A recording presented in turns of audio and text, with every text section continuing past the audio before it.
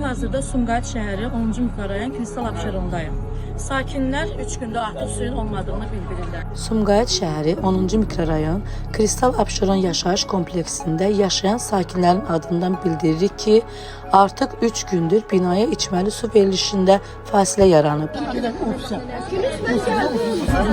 Bu problem bizdə əvvəldən olubdu, indi yaranmıyor. Bura köçəndən bu problemimiz var. Əvvəllər burada moyka var idi. Səhər tezdən saat 6-dan gedib su daşıyırdım, yerime getirdik. İndi burada bir market açılıb.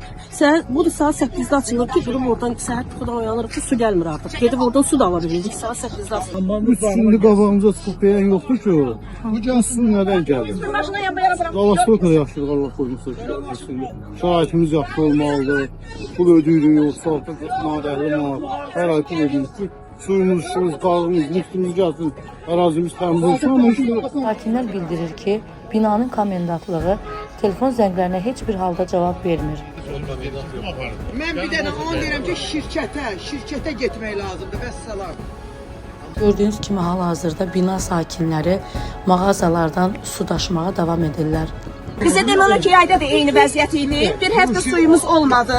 Biz məcbur olduq getdik bu məqrabanın evində yaşamağa. İndi də bir həftə də adət ediblər. Keçən həftənin, bu həftənin 2 gün su olmadı. Getdik bağ evində yaşadıq. İndi gəlmişik yenə. Gecədən su yoxdur, günlərlə su oldu. Sakinlərlə birlikdə biz də binanın su çəninə yaxınlaşdıq. Gördüyümüz mənzərə isə bizi heç də təəccübləndirmədi. Əslində su çənində içməli suyun olmadığı məlum oldu. Asimyadan durba gəlin. Bura doğru, bura hava alma yeri. Açmışsan, kran su yoldu. Nasus nə vursun? Ümid edirəm ki, bu məsələ tezliklə öz həlli yolunu tapacaq. Leqal xəbər.